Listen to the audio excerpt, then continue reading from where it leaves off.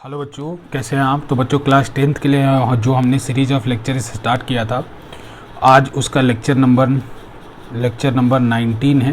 ठीक है, lecture number 19 है बच्चों। और आज हम पढ़ने वाले हैं सीरीज एंड पैरेलल कॉम्बिनेशन।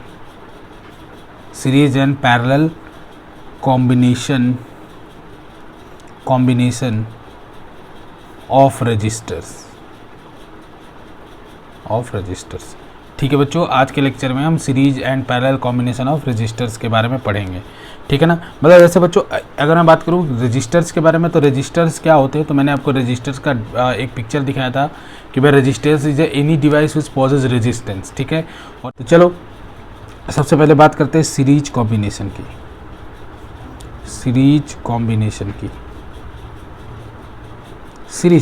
की। बस बच्चों ये रजिस्टर का ऐसा समझ सकते हो कि कॉम्बिनेशन कहने का मतलब it is the arrangement of the resistors in a circuit. किस तरीके से एक रजिस्टर्स अरेंज होते हैं एक सर्किट में, उसकी बात कर रहे हैं। तो देखो बच्चों, मान लो कि दो रजिस्टर्स है, तो रजिस्टर्स होगा बच्चों, तो उसके दो टर्मिनल होंगे। ठीक है, तो एक रजिस्टर R1 था, उसके दो टर्मिनल थे। फिर एक और रजिस्टर लिया R2, उसको इसके साथ इस तरीके से कुछ जोड़ा। ठीक है, इस तरीके से जोड़ा।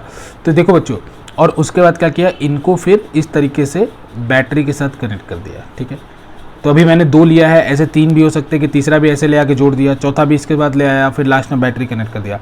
तो जब इसके बाद कुछ कनेक्शन जब इस तरीके से होता है बच्चों कि एक का हाथ दूसरे के हाथ में हो, फिर उसके बाद ये दूसरे का हाथ किसी तीसरे के हाथ में हो, फिर तीसरे का दूसरा हाथ फिर किसी चौथे के हाथ में हो, तो ऐसे कनेक्शंस को बोलते हैं सीरीज कॉम्बिनेशन। ठीक है, सीरीज कॉम्बिनेशन बोलते हैं। ठीक है बच्चों, तो हमारा एम क्या है कि इस सीरीज कॉम्बिनेशन को, इस बैटरी का वोल्टेज V है और ये करंट की वैल्यू I है। हमारा एम क्या है कि इस सीरीज कॉम्बिनेशन को हम एक इस तरीके के सर्किट में कन्वर्ट करना चाहते हैं, इस तरीके के सर्किट में। इसका नाम दिया R इक्विवेलेंट, जिसमें कि same amount of current flow कर रहा हो बच्चे, जैसा कि इसमें फ्लो कर रहा था, और सेम वोल्टेज हो।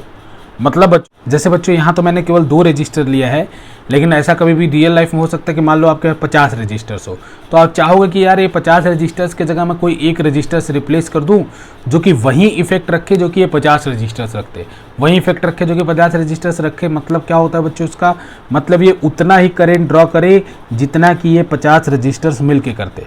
ठीक है, तो मैं अभी सिंपल डिराइवेशन करना था मुझे, इसलिए मैंने दो रजिस्टर्स लिए हैं। आप तीन रजिस्टर्स भी ले सकते हो, ठीक है, चार रजिस्टर्स भी ले सकते हो, या ये केस जो रिजल्ट आएगा इसका, ये 50 रजिस्टर 100 रजिस्टर जितने भी रजिस्टर हैं सबके लिए एप्लीकेबल होगा। समझ में बच्चों, बस उनका कॉम्बिनेशन इस तरीके से होना चाहिए। क्लियर है बच्चों। तो जो ऐसा सर्किट बनाते हो जो कि उन 50 रजिस्टर्स को या उन कई रजिस्टर्स को रिप्लेस करता है एक सिंगल रजिस्टर से, उस सर्किट को कहते हैं इक्विवेलेंट सर्किट। ये जो सर्किट बनाया बच्चों, इसको क्या नाम दोगे, इक्विवेलेंट सर्किट। ये कैसा सर्किट होता है, इक्विवेलेंट सर्किट। अब इक्विवेलेंट सर्किट को कहोगे क्या, इक्विवेलेंट सर्किट को कहोगे क्या भाई, इक्विवेलेंट सर्किट है क्या। तो इसका डेफिनेशन लिखो, it is the simplest circuit, it is the simplest circuit which has same impact, it is the simplest circuit which has same impact as the original circuit. ठीक है बच्चों, it is the simplest circuit which has same impact as the original circuit. ये simplest circuit होता है जो कि same impact रखता है जैसा कि ओरिजिनल सर्किट लगे। तो अब बच्चों ये हमें देखना है भाई कि ये R इक्विवेलेंट R1 और R2 के टर्म में कितना होगा, R1 और R2 के टर्म में कितना होगा। मान लो इसकी कुछ वैल्यू है 3 ओम, इसकी वैल्यू है कुछ 4 ओम, तो ये R इक्विवेलेंट की वैल्यू कितनी होगी। ठीक है, तो हमको ये निकालना है। तो हमने क्या किया भाई, चलिए तो इससे हमने V/I का रेशियो निकालें और इससे V/I का रेशियो निकालें, देखें क्या होता है। तो इससे हमने देखा भाई कि जब करंट ऐसे पास कर रही थी, तो इससे करंट ऐसे पास करे तो अगर इससे करंट I पास हो रही है तो R1 से भी करंट I पास होगी, यहाँ भी करंट I होगी और यहाँ भी करंट I होगी। मतलब R1 से भी I करंट पास करेगी और R2 से भी I करंट पास करेगी। तो एक बात आइडिया हमें यहाँ से लगी बच्चों, in series combination current remain same, current remain same throughout the resistor, throughout the resistors. ठीक है बच्चों, इसको लिख लेना कि सीरीज कॉम्बिनेशन में क्या होगा, current will remain same throughout the resistors. मतलब देखो बच्चों, यहाँ से अगर बैटरी से I करंट निकला तो R1 से भी I, R2 से भी I, और अगर सपोज कर लो R3 भी होता तो उससे भी I, R4 भी होता तो उससे भी I, R5 भी होता है, उससे भी जितने भी रजिस्टर होते हैं सबसे same amount of current pass होता है। तो एक पहचान सीरीज की ये भी होती है कि जहां भी रजिस्टर से same amount of current flow करे वो सीरीज कॉम्बिनेशन है। तो अगर सीरीज कॉम्बिनेशन में अगर करंट सेम रहा बच्चों, तो ये वोल्टेज जो होगा, ये जो पोटेंशियल डिफरेंस होगा वो डिवाइड होगा। कितने पार्ट में डिवाइड होगा? मेरे सर्किट के हिसाब से 2 पार्ट में, यहाँ V1 और यहाँ V2। मतलब बच्चों अगर मान लो 6 वोल्ट है, अगर मान लो 6 वोल्ट है तो ये 2 पार्ट में डिवाइड हो जाएगा। एक मान लो कुछ 4 वोल्ट तो दूसरा होगा 2 वोल्ट। मतलब सीरीज कॉम्बिनेशन में करंट कांस्टेंट रहता है और पोटेंशियल डिफरेंस डिवाइड होता है। पोटेंशियल डिफरेंस डिवाइड होता है मतलब ये जो V का पोटेंशियल है ये 2 पार्ट में बढ़ जाता है। एक पार्ट जैसे 6 वोल्ट है 2 पार्ट में बढ़ जाएगा। मान लो 4 वोल्ट में तो ये हो गया 2 वोल्ट में। मान लो ये 2 वोल्ट था तो ये हो जाएगा 4 वोल्ट। ठीक है, तो इस तरीके से मान लो एक 1 वोल्ट था, दूसरा 5 वोल्ट, तो इस तरीके से डिवाइड होगा। 5 अगर मान लो 2 है तो 2 में डिवाइड होगा, 50 है तो 50 में होता, और इस तरीके से डिवाइड होता है कि इन सभी वोल्टेज का सम इस ओरिजिनल बैटरी के वोल्टेज के बराबर है। तो देखो बच्चों यहाँ क्या लिख सकता हूँ, यहाँ पे एक चीज तो मैं समझ सकता हूँ कि V will be equal to V1 plus V2।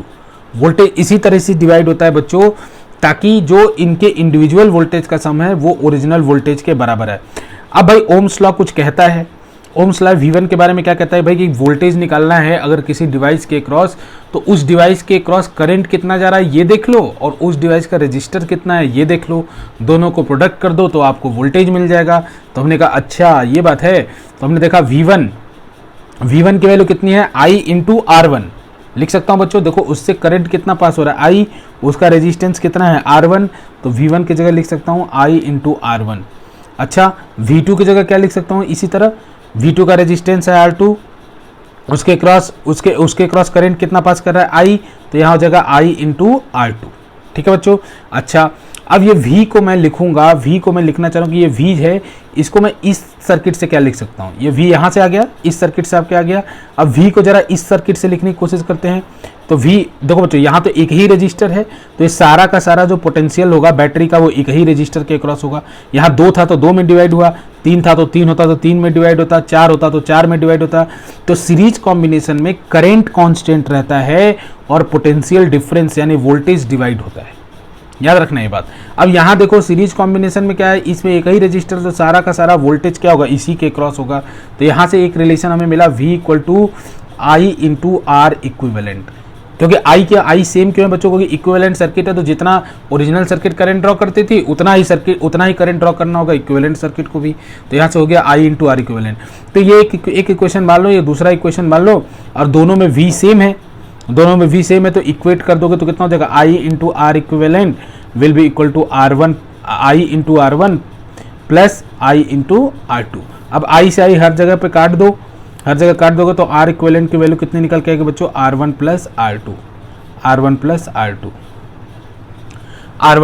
R2। ठीक है बच्चों, ये क्लियर है R इक्विवेलेंट की वैल्यू। तो सीरीज कॉम्बिनेशन में जो अगर आपको सीरीज कॉम्बिनेशन में इक्विवेलेंट रेजिस्टेंस निकालना है तो सिंपली आप सब रेजिस्टेंस का एडिशन कर दो। जैसे बच्चों ये अगर इसका ये तो इस केस के लिए इसका अगर जनरल फॉर्मूला लिखूं तो क्या होगा, R1 plus R2 plus R3 so on so four, चलते चले जाओ Rn तक। ठीक है ना, Rn तक। ठीक है बच्चों, मतलब कितने भी रेजिस्टेंस हो, n नंबर ऑफ रेजिस्टर्स हो, उनके लिए ये वैल्यू क्या होगी, वैलिड होगी। और इसमें ध्यान क्या रखना है, current remain same and potential difference gets divided. ठीक है बच्चों। अब एक चीज़ और बता रहा हूँ बच्चों, इस फार्मूले को ध्यान रखना, जब कभी भी आपसे ये पूछा जाए कि what will be the total current through the circuit, या what will be the current which is emerging from the battery, ये आपसे क्वेश्चन पूछा था कि बैटरी से कितना करंट निकलेगा, तो आपको सिंपल समझना है, यहाँ से करंट की वैल्यू जो निकालोगे वो कितने निकल के V divided by R equivalent के। तो जहाँ कहीं भी ये फॉर्मूला बच्चों सीरीज में भी वैलिड है, पैरेलल में भी वैलिड है, कि आप R इक्विवेलेंट निकाल लो, उसको वोल्टेज से डिवाइड करो तो आपको टोटल करंट मिल जाएगा। टोटल करंट मतलब वो करंट जो कि इस बैटरी से निकलेगा, और सीरीज कॉम्बिनेशन में वही करंट सब रजिस्टर से पास होगा। क्लियर है बच्चों, क्लियर है ये। ठीक है, तो चलो एक न्यूमेरिकल करके देखते हैं बच्चों एनसीईआरटी का। एनसीईआरटी पेज नंबर है बच्चों आपका, पेज नंबर है 212। ठीक है 212, और उसमें देखो एग्जाम्पल नंबर है आपका, एग्जाम्पल है बच्चों 12.7, उसमें एग्जाम्पल है 12.7। उसके अंदर क्या दे रखा है बच्चों, पढ़ लीजिएगा एग्जाम्पल को। उसके अंदर दे रखा है कि एक रजिस्टर है कितने ओम का, 4 ओम का, एक रजिस्टर है 4 ओम का। फिर उसके बाद क्या है बच्चों, एक बल्ब है 20 ओम का, ठीक है। तो मैं भी उसको रजिस्टर की तरह ही बना रहा हूँ। ये बल्ब है, एनसीईआरटी में बल्ब बना रखा है यहाँ पे, ठीक है बच्चों, ये बल्ब है, आप एनसीईआरटी खोल के देखिएगा। तो मैं डायरेक्ट उसको रजिस्टर से रिप्लेस कर रहा हूँ। 20 ओम का एक बल्ब है, उसको कनेक्ट किया गया है इस तरीके से एक 6 वोल्ट की बैटरी से, 6 वोल्ट की बैटरी से। बीच में एमीटर और की भी है, तो मैं बना नहीं रहा हूँ उसको, ठीक है। अब इसमें आपसे पूछा गया है क्वेश्चन कि आई क्या होगा, मतलब क्वेश्चन क्या है बच्चों को, find the total current through the circuit. तो ऐसा कॉम्बिनेशन है कि 6 वोल्ट है, 4 ओम है, 20 ओम है। अब आपको total current through the circuit निकालना है। तो कैसे निकालें, तो एक बात देखो बच्चों, मैं आर इक्विवेलेंट निकाल लूँ इसका। आर इक्विवेलेंट कितना होगा, आर इक्विवेलेंट होगा 4 + 20 यानी कितना हो जाएगा, 4 + 20 यानी किसके बराबर हो जाएगा, 24 ओम के बराबर, ठीक है। और अगर आर इक्विवेलेंट आ गया, तो मैंने आपको क्या बताया था, किसी भी केस में अगर आपके पास आर इक्विवेलेंट आ गया, जो करंट बैटरी से निकला उसको निकालने का फॉर्मूला क्या है, V/R इक्विवेलेंट। तो लो, तो V हमारे पास कितना था, V का वैल्यू अगर करंट की बात करूँ तो करंट का फॉर्मूला V/R इक्विवेलेंट। तो V की वैल्यू कितनी है, 6 वोल्ट, R इक्विवेलेंट कितना है, 24 ओम। दोनों को कैंसिल करोगे बच्चों तो वो निकल के आएगा 1/4 एम्पियर, यानी 0.25 एम्पियर, ठीक है बच्चों, 0.25 एम्पियर। अब उसके बाद क्वेश्चन क्या कह रहा है कि find the potential difference through 4 ohm resistor. या मैं चलो दोनों के क्रॉस निकाल के दिखाता हूं भाई कि पोटेंशियल डिफरेंस, क्वेश्चन है कि find the potential difference through 4 ohm resistor. हम 20 ओम के रजिस्टर के क्रॉस भी पोटेंशियल डिफरेंस निकाल सकते हैं, और ये भी निकाल के चेक कर लेंगे जरा हम कि क्या इन दोनों का सम 6 के बराबर हो रहा है या नहीं हो रहा है, ये भी चेक कर लेंगे यहाँ पे हम। तो ऐसे क्वेश्चन में शायद पूछा है 4 ओम रजिस्टर के क्रॉस आपको पोटेंशियल डिफरेंस निकालना है। तो पोटेंशियल डिफरेंस कैसे निकालें भाई, तो हमें पता चल गया यहाँ से जो करंट फ्लो कर रहा है वो फ्लो कर रहा है 0.25 एम्पियर का। तो इससे करंट कितना फ्लो कर रहा होगा, 0.25 एम्पियर। इससे भी करंट कितना फ्लो कर रहा होगा, 0.25 एम्पियर। यानी इस दोनों से ही करंट फ्लो कर रहा है 0.25 एम्पियर। तो मान लो इसके क्रॉस जो पोटेंशियल जनरेट हुआ वो हुआ V1, इसके क्रॉस जो पोटेंशियल जनरेट हुआ वो हुआ V2। तो V1 का वैल्यू कितना आएगा भाई, V1 का वैल्यू आएगा I × R1। तो I का वैल्यू तो मैं निकाल चुका हूँ, 0.25 × R1 का वैल्यू कितना है 4, मल्टीप्लाई किया कितना आया भाई, मल्टीप्लाई करने के बाद आया 1 वोल्ट। तो V1 की वैल्यू कितनी आ गई, 1 वोल्ट। अच्छा, मतलब इस 4 ओम रजिस्टर के क्रॉस अगर मैं वोल्ट मीटर कनेक्ट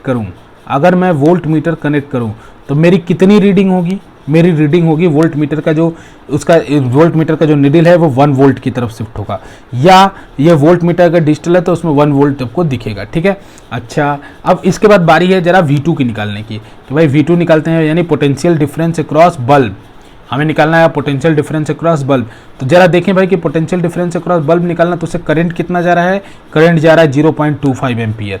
तो कितना पोटेंशियल डिफरेंस होगा, तो 0.25 × 20 ऐसे कर ले, तो कितना आएगा बच्चों, इसको मल्टीप्लाई करो 5 वोल्ट।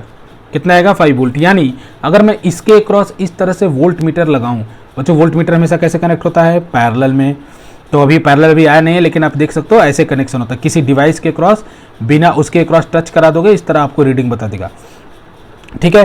तो वोल्ट मीटर अभी इस पे अभी हम डिस्कस करेंगे नेक्स्ट सेक्शन में, उससे ज़्यादा परेशान ना हो। तो अभी हमने देखा कि भाई कि उसकी जो वैल्यू है कितनी निकल के है, 5 वोल्ट। अब जरा दोनों को ऐड करोगे तो किसके बराबर होगा, 6 वोल्ट। यानी हमने जो डिराइवेशन करते समय V = V1 + V2 लिखा था वो सही लिखा था, कोई दिक्कत नहीं आता, ठीक है। अब एक दो और क्वेश्चन है, देख लेते हैं जो बोर्ड में आए हुए हैं उन क्वेश्चंस को, ठीक है। जो मैं क्वेश्चन आपको लिखवाने जा रहा हूँ ये आया हुआ बच्चों CBSE 2010 में, ठीक है। CBSE के 2010 के पेपर में ये क्वेश्चन आया हुआ है, ठीक है। इस क्वेश्चन को लिखो बच्चों, what would be the reading of ammeter and voltmeter, what would be the reading of ammeter and voltmeter in the given circuit कुछ ऐसा है, what will be the reading of ammeter and voltmeter in the given circuit।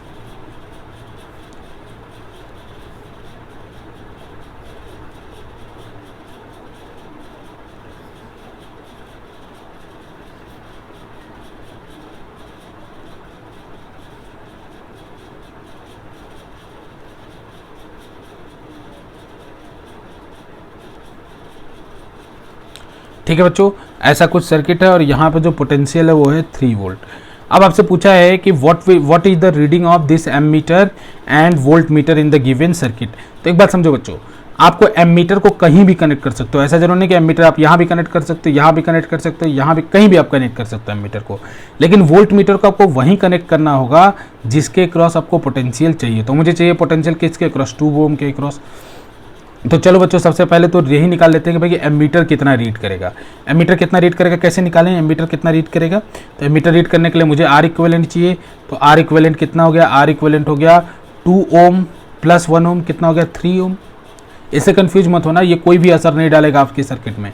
Volt meter और ammeter आपकी circuit में कोई असर नहीं डालते, वो मेजरमेंट करते हैं लेकिन असर नहीं डालते, आपके लिए नहीं करते, आइडियल होते हैं। बाकी थोड़ा बहुत असर होता है जिसको आप अभी नेग्लेक्ट कर सकते हो।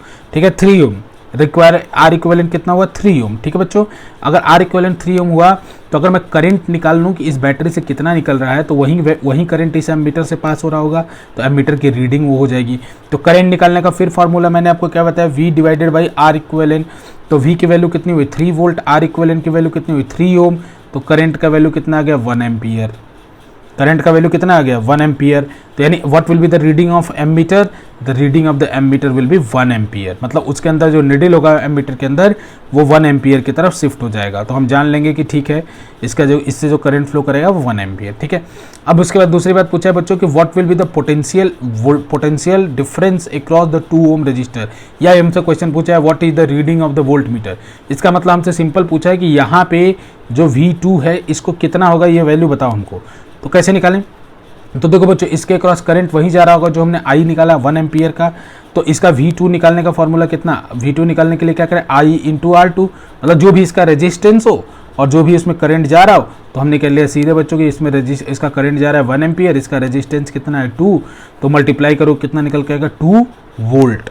तो पोटेंशियल निकाल रहे हो बच्चों ओम्स लॉ लगा के, V equal to I R, तो कितना आ जाएगा 2 वोल्ट। यानी ये वाला जो पोटेंशियल ये वोल्ट मीटर कितना रीड करेगा, वोल्ट मीटर रीड करेगा बच्चों 2 वोल्ट। समझ में आया, 2 वोल्ट रीड करेगा। क्लियर है यहाँ पे। अब यहाँ पे V2 मैंने लिया, आप V1 भी ले सकते हो क्योंकि वैसे कोई दिक्कत नहीं है ना, कुछ भी लो आप। ठीक है बच्चों, अब इसी तरह का एक और क्वेश्चन करो। ये भी CBSE 2010 के पेपर के दूसरे सेट में आया हुआ था। सेम तरीके का क्वेश्चन CBSE 2010 के पेपर में दूसरे सेट में आया था। तो इस क्वेश्चन को लिखो, अगेन सेम क्वेश्चन है बच्चों, what would be the reading of voltmeter and ammeter in the given circuit. ठीक है, सेम क्वेश्चन, पिछले वाले की तरह ही क्वेश्चन है कि what will be the reading of voltmeter and ammeter in the given circuit. तो चलो बनाते हैं भाई, इसका वोल्ट मीटर का रीडिंग कितना है, तो उसका रीडिंग है मान लो 1 ओम, ऐसे बना रखा है सर्किट 1 ओम, फिर उसके बाद है 3 ओम, 3 ओम, फिर उसके बाद है 2 ओम। ठीक है, फिर उसके बाद कनेक्टेड है एमीटर, एमीटर कनेक्टेड होने के बाद फिर से उसके बाद जो कनेक्टेड है इस तरीके से आपका बैटरी, और बैटरी कनेक्ट होने के बाद बच्चों ऊपर यहाँ पे कनेक्टेड है 1 वोल्ट के क्रॉस, ये वोल्ट मीटर कनेक्टेड है ऐसे। ठीक है, ये कुछ सर्किट दे रखा था। ठीक है बच्चों, तो इसको आप खुद कर लेना, सिंपल जो पिछले वाले प्रोसीजर की तरह होगा। टोटल अगर इसका आर इक्विवेलेंट निकालो कितना निकल गया, आर इक्विवेलेंट निकालोगे 136, आर इक्विवेलेंट निकालोगे 6 ओम आएगा, सबको ऐड कर दो, 2 + 3 + 1 ऐड कर दिया। वोल्टेज की वैल्यू दे रखी है 3 वोल्ट। ठीक है ना बच्चों, वोल्टेज की वैल्यू 3 वोल्ट, ये जो बैटरी है उसका जो EMF है वो 3 वोल्ट है। तो करंट की वैल्यू कितनी आ जाएगी, करंट की वैल्यू हो जाएगी 3 volt divided by 6 volt, 3 volt divided by 6 ओम, यानी कितना आ जाएगा 1/2 एम्पियर, यानी 0.5 एम्पियर। अब अगर 0.5 एम्पियर आ गया तो 1 से मल्टीप्लाई कर दोगे तो इसके क्रॉस वोल्टेज आ जाएगा। तो वोल्टेज की वैल्यू V1 कितना है 0.5 इंटू 1 ओम, तो कितना हो जाएगा 0.5 वोल्ट। बिल्कुल पिछले वाले की तरह है, इसको आप सॉल्व कर सकते हो। ठीक है बच्चों, क्लियर है यहाँ तक। अब इसके बाद देखो बच्चों, अब इसके बाद अगले कॉम्बिनेशन की तरफ चलते हैं, फिर उसके बाद उसके ऊपर कुछ न्यूमेरिकल सॉल्व करके मिक्स वाले प्रॉब्लम के ऊपर हम ज़्यादा फोकस करेंगे। ठीक है, ये क्लियर है बच्चों आपको। Series combination simple, series combination में क्या कांस्टेंट होता है करंट, और क्या डिवाइड होता है वोल्टेज। इसके बारे में लिखो बच्चों, एक चीज़ एक नोट करके एक पॉइंट लिख लो, it gives the maximum, series combination gives the maximum resistance. ठीक है बच्चों, अगर मैं बात करूं कि सीरीज कॉम्बिनेशन के अलावा कोई और कॉम्बिनेशन इससे मैक्सिमम रेजिस्टेंस की वैल्यू नहीं दे सकता। मतलब आर इक्विवेलेंट की बात करूं तो आर इक्विवेलेंट की वैल्यू सीरीज कॉम्बिनेशन में सबसे ज़्यादा होगी, या जो सीरीज कॉम्बिनेशन में जो रेजिस्टेंस होगा, नेट रेजिस्टेंस होगा, वो सबसे ज़्यादा होगा। इसके बाद आप कोई भी कॉम्बिनेशन, चाहे पैरेलल पढ़ रहे हो, पैरेलल के बाद मिक्स पढ़ोगे, उन सब कॉम्बिनेशन में भी अगर कभी भी आपको 3 रजिस्टर देके ये बोला जाए कि फाइंड द मैक्सिमम रेजिस्टेंस, तो सिंपल समझ जाना कि मैक्सिमम रेजिस्टेंस तभी होगा जब सर्किट को किस में कनेक्ट करेंगे, सीरीज में। जैसे मैंने आपको क्वेश्चन दिया कि 2 ओम का रेजिस्टर है, 3 ओम का रेजिस्टर है और 1 ओम का रेजिस्टर है, मैक्सिमम रेजिस्टेंस इनके कॉम्बिनेशन से मैं कितना बना सकता हूँ। तो मैक्सिमम रेजिस्टेंस में सीरीज कॉम्बिनेशन, अभी आप पैरेलल पढ़े नहीं, पैरेलल कॉम्बिनेशन और उनके मिक्स भी हो सकते हैं। तो अगर मैक्सिमम रेजिस्टेंस की बात की है तो मैं केवल और केवल सीरीज कॉम्बिनेशन को चूज करूंगा, और series combination gives maximum resistance. इससे मैक्सिमम रेजिस्टेंस पॉसिबल नहीं है किसी भी कॉम्बिनेशन से, ठीक है। अब उसके बाद बात करते हैं बच्चों पैरेलल कॉम्बिनेशन की, ठीक है, पैरेलल कॉम्बिनेशन की, पैरेलल कॉम्बिनेशन की बात करते हैं, ठीक है बच्चों, पैरेलल कॉम्बिनेशन की बात करते हैं। तो देखो पैरेलल कॉम्बिनेशन में कैसा सर्किट बनेगा, तो फिर से वही 2 रेजिस्टेंस का सहारा ले रहा हूं बच्चों। तो उसमें क्या होगा, देखो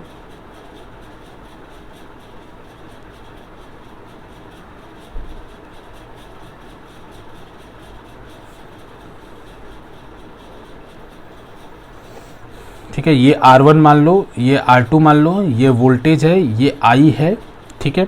अब इसको भी हमें कन्वर्ट करना है किसी बिल्कुल R इक्विवेलेंट में, ताकि हम कॉम्प्लिकेटेड सर्किट को सिंपल बनाएं, ठीक है। उसके लिए हमने क्या किया, फिर से इसके लिए इक्विवेलेंट सर्किट ड्रॉ की।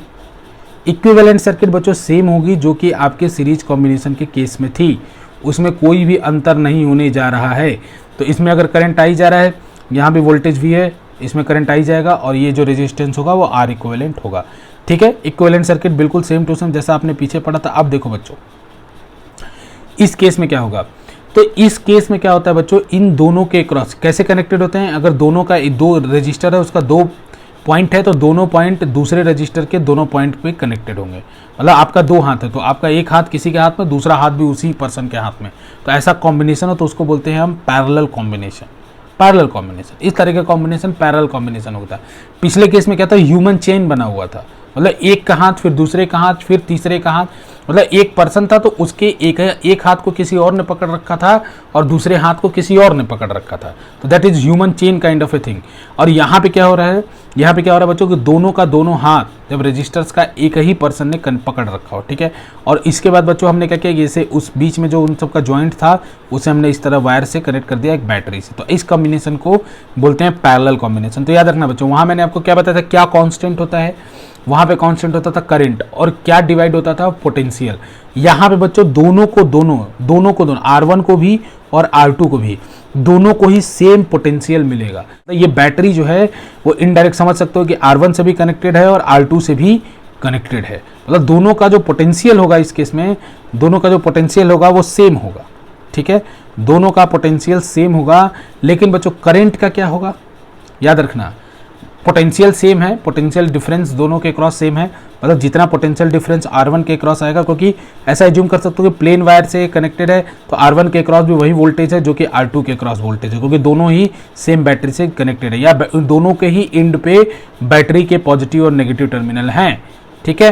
तो इसका मतलब यहाँ पे पोटेंशियल डिफरेंस कांस्टेंट रहता है, और क्या डिवाइड होता है, डिवाइड होता है करंट। तो मान लो इसमें करंट गया I1 और इसमें करंट गया I2, मान लो इसमें करंट गया I1, इसमें करंट गया I2, तो यहाँ से फिर I1 वापस आएगा और यहाँ से फिर I2 वापस आएगा, और दोनों मिलके वापस से I हो जाएंगे और सर्किट में ऐसे फ्लो करते हुए वापस आ जाएंगे, ठीक है। क्लियर है बच्चों। तो इस तरीके से यहाँ करंट का डिवीजन हुआ। तो याद रखना बच्चों, जैसे वहाँ पे क्या कॉन्स्टेंट रहता था, करंट, तो किसकी इक्वेशन मैंने लिखी थी, वोल्टेज की। देखो बच्चों वहाँ पे क्या कॉन्स्टेंट रहता था, करंट, तो मैंने किसकी इक्वेशन लिखी थी, वोल्टेज की, V = V1 + V2, क्योंकि वोल्टेज करंट कांस्टेंट था तो वोल्टेज डिवाइड हो रहा था। यहाँ पे क्या है, यहाँ पे वोल्टेज कांस्टेंट है तो क्या डिवाइड होगा, करंट। तो जो डिवाइड होता है उसी की इक्वेशन लिखी जाती है। जैसे यहाँ सीरीज में करंट कांस्टेंट था, वोल्टेज डिवाइड हो रहा, तो वोल्टेज की इक्वेशन लिखी मैंने, V = V1 + V2। यहाँ पे देखो पोटेंशियल डिफरेंस सेम है, क्या डिवाइड हो रहा है, करंट, तो करंट की इक्वेशन लिखूंगा कि ये जो I है वो 2 पार्ट में ब्रेक हो रहा है, I1 + I2, I1 + I2 2 part में ब्रेक हो रहा है, ठीक है बच्चों। अच्छा, अब ये I1 की वैल्यू कितनी होगी, जरा I1 की वैल्यू के बारे में सोचते हैं। तो I1 की वैल्यू कितनी होगी, ओम्स लॉ के हिसाब से सोचो, तो इसके क्रॉस भी पोटेंशियल कितना है, पोटेंशियल डिफरेंस कितना है V, और इसका रेजिस्टेंस कितना है R1। इसके क्रॉस पोटेंशियल डिफरेंस V क्यों है, क्योंकि ये भी बैटरी, इसका जो दोनों टर्मिनल है वो बैटरी के दोनों टर्मिनल से कनेक्टेड है, तो इसके क्रॉस जो पोटेंशियल डिफरेंस आएगा V ही होगा। तो यानी इसके क्रॉस जो पोटेंशियल डिफरेंस है वो V है और इसका रेजिस्टेंस है R1। तो इसमें जो करंट जा रहा है ओम्स लॉ से बता सकते हो कितना होगा, ओम्स लॉ से बताओगे तो होगा V डिवाइडेड बाई R1। तो V equal to I1 into R1, V equal to I1 into R1 बच्चों, क्योंकि इसके क्रॉस पोटेंशियल डिफरेंस तो V है, तो वो किसके प्रोडक्ट के बराबर होगा, I1 इंटू R1 के। तो I1 की वैल्यू कितनी हो जाएगी, V by R1। Similarly V I2 की वैल्यू कितनी हो जाएगी, V बाई R2। यहाँ V सेम क्यों लिखा, क्योंकि दोनों का पोटेंशियल डिफरेंस सेम था दोनों के क्रॉस, ठीक है। अब उसी तरह से हमने देखा भाई ठीक है, I की एक वैल्यू यहाँ से निकाली तो I की एक वैल्यू यहाँ से भी निकालो। तो यहाँ से जब I की वैल्यू निकालोगे तो V इक्वल टू क्या होता है, I into are equivalent. Ohm's law लगाओ इसके लिए, तो इसके क्रॉस पोटेंशियल तो पूरा का पूरा V होगा, तो V किसके बराबर होगा, I इंटू आर इक्वेलेंट के। तो यहाँ से I की वैल्यू निकालोगे तो कितना निकल के आएगा, V divided by R equivalent. यहाँ से, क्योंकि यहाँ पे V equal to I into R equivalent, तो यहाँ पे I divided by V into V by I equal to V by R equivalent, ठीक है। तो ये इक्वेशन नंबर 1, ये इक्वेशन नंबर 2, ठीक है। अब दोनों को कंपेयर कर दो, तो दोनों कंपेयर करोगे तो क्या होगा, V divided by R equivalent will be equal to V by R1 plus V by R2। अब देख ही लो, हर जगह से V कैंसिल हो जाएगा, तो यहाँ से क्या निकल गया, 1 upon R equivalent will be equal to 1 upon R1 plus 1 upon R2। ये फॉर्मूला हो गया हमारे इक्विवेलेंट रेजिस्टेंस का। इक्विवेलेंट रेजिस्टेंस का फॉर्मूला क्या हो गया, V 1 upon R equivalent will be equal to 1 upon R1 plus 1 upon R2। Clear है बच्चों, क्लियर है। अब देखो बच्चों, इसमें मान लो अभी मैंने 2 रजिस्टर्स लिया, ऐसे आपको बहुत सारे रजिस्टर्स हो सकते थे, मतलब इसके ऊपर भी ऐसा हो सकता था कि एक और रजिस्टर लगा लूँ, एक और रजिस्टर लगा लूँ, एक और रजिस्टर, मतलब मैं लगाता चला जाऊँ, कैस्केडिंग करता जाऊँ। तो इसका जनरल फार्मूला क्या बना, इसका जनरल फार्मूला बना 1 upon R equivalent will be equal to 1 upon R1 plus 1 upon R2 plus 1 upon R3 so on so forth, बढ़ते बढ़ते प्लस 1 अपॉन Rn। मतलब अभी मैंने लिया बल्कि 2 ही का केस है, लेकिन अगर कितने भी रजिस्टर्स हो जाए उसको मैं इसी तरीके से ट्रीट करूँगा, ठीक है, इसी तरीके से ट्रीट करूँगा। तो चलो बच्चों एक क्वेश्चन करते हैं, इस पर एक क्वेश्चन करते हैं पैरेलल कॉम्बिनेशन के ऊपर। तो पैरेलल कॉम्बिनेशन के ऊपर मैंने बच्चों कुछ सर्किट ऐसा बनाया, ये सर्किट बनाया मैंने, और ये सर्किट है 3 ओम रेजिस्टेंस है, ठीक है। फिर उसके बाद एक ये जो है ये 6 ओम रेजिस्टेंस है, 6 ओम रेजिस्टेंस है। इसको मैंने कनेक्ट किया एक 18 वोल्ट की बैटरी से, ठीक है, इसको मैंने कनेक्ट किया 18 वोल्ट की बैटरी से, ठीक है। तो मैंने आपसे पूछा फाइंड द, पहला क्वेश्चन क्या, find the total current, find the total current, total current drawn through the battery, drawn through the battery, drawn through the battery, मतलब बैटरी से कितना करंट निकल रहा है वो निकाल के दिखाओ। दूसरा हमने बोला कि find the current, find the current through individual resistors, through individual resistors, individual resistors, ठीक बच्चों, find the current through individual resistors. तो पहला काम तो ये हमसे क्वेश्चन पूछा गया बच्चों कि टोटल करंट बताइए, टोटल करंट यानी मुझे हमसे पूछा गया कि आई बताइए। बाद में हमसे ये भी पूछा गया है कि इंडिविजुअल करंट, इंडिविजुअल रजिस्टर से जो करंट है वो भी बताइए, यानी हमसे I1 भी पूछा गया है, मैंने मान लिया अपनी तरफ से I1, और हमसे I2 भी पूछा गया है, हमसे I2 भी पूछा गया है। तो मैंने आपको बच्चों एक चीज़ बताया था कि ये जो फॉर्मूला, इस केस में भी जो फॉर्मूला मैंने आपको बताया था कि I इक्वल टू क्या होगा, टोटल करंट इक्वल टू क्या होगा, V divided by R equivalent.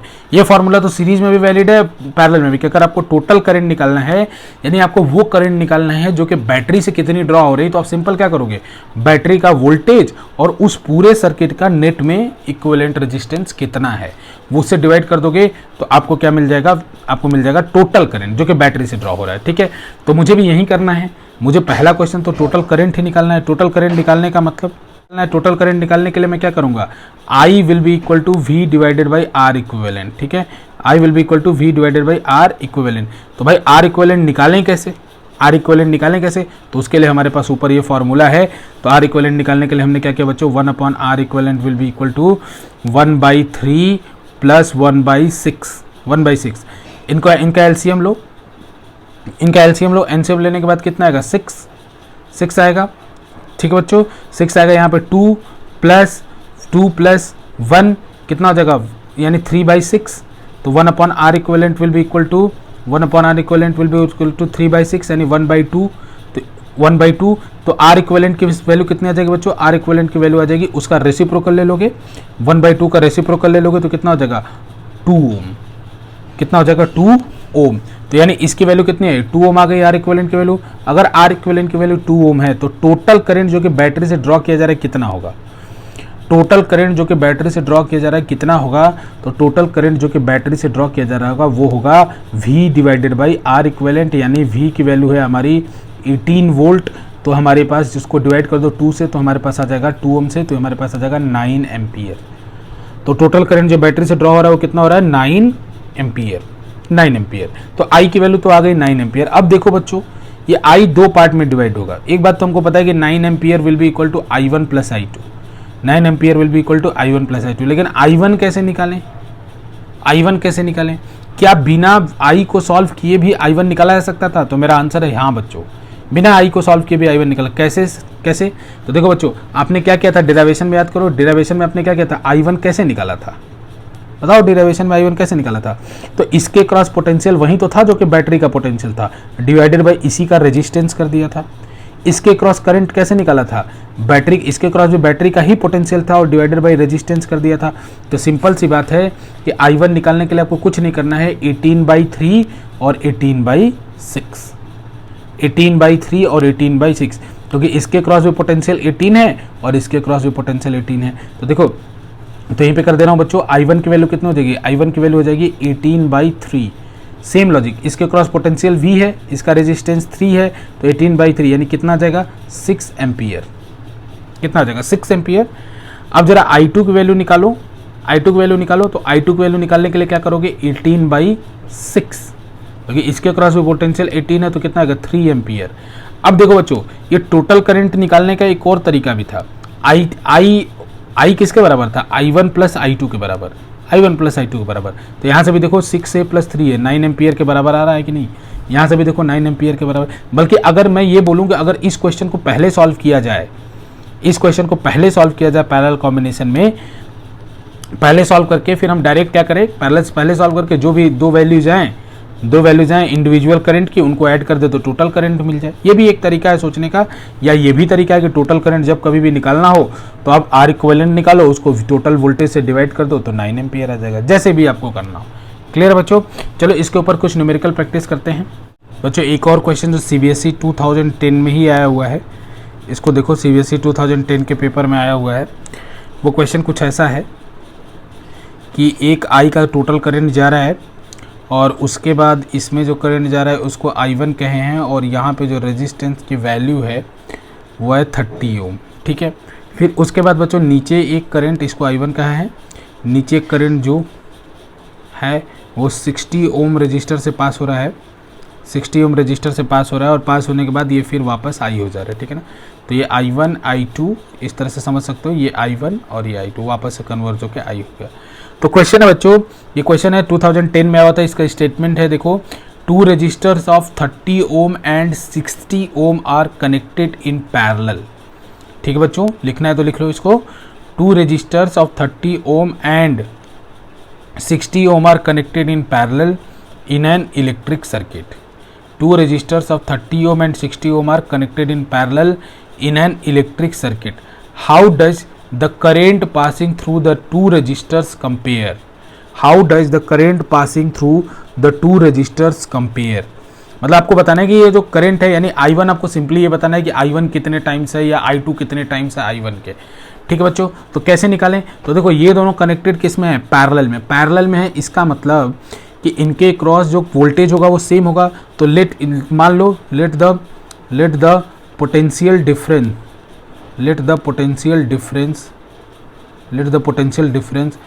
across them is V, let the potential difference across them is V। ऐसा मान लो कि उनके क्रॉस पोटेंशियल डिफरेंस V है। तो I1 की वैल्यू कितनी है, ये डायग्राम बनाया हुआ आया था बच्चों, ये डायग्राम आपको बनाया हुआ आया था। ठीक है ना, उसमें कोई प्रॉब्लम वाली बात नहीं, ये डायग्राम बना हुआ था बोर्ड के पेपर में। ठीक है, तो I1 की वैल्यू कितनी होगी, तो I1 की वैल्यू हो जाएगी V डिवाइडेड बाई 30। I2 की वैल्यू कितनी हो जाएगी, I2 की वैल्यू हो जाएगी V डिवाइडेड बाई 60। तो अब एक बार बताओ बच्चों, I1 बाई I2 कितना होगा, I1 बाई I2 कितना होगा, V बाई 30 रिवर्स करके मल्टीप्लाई कर दो 60 बाई V, कैंसिल करोगे 30 से 2 कैंसिल करोगे तो ऐसा निकल के आएगा I1 will be equal to twice of I2। बस हो गया कंपेयर। वैसे भी हमको पता था, क्या पता था भाई आपको, हमको पता था कि जिसमें रेजिस्टेंस कम होगा उससे करंट ज़्यादा जाएगा, क्योंकि बच्चों ये I1 किसके बराबर, V बाई, अगर वोल्टेज सेम होता है तो करंट भाई देख लो, रेजिस्टेंस जिसका कम होगा उसमें करंट ज़्यादा जाएगा। ठीक है बच्चों, क्लियर है। एक और क्वेश्चन लिखो। चलो बच्चों एक क्वेश्चन करते हैं। ये क्वेश्चन आया हुआ है CBSE, ये 3 साल ये सेम क्वेश्चन आया हुआ बच्चों, CBSE में 3 साल ये सेम क्वेश्चन आया हुआ है। ये क्वेश्चन आया हुआ है 2013 में, ठीक है बच्चों, 2012 में और 2010 में, 3 बार ये सेम क्वेश्चन आया हुआ है। ठीक है, तो इस क्वेश्चन को करते हैं बच्चों।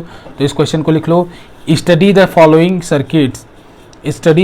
Circuit and answer the following questions. ठीक है, ऐसे लिखा हुआ है कि study the following circuit and answer the following question. तो इसमें देखो कैसा है क्वेश्चन, तो इसको मैं बना रहा हूँ, सर्किट को ड्रॉ कर रहा हूँ पहले। तो सर्किट कुछ ऐसा है,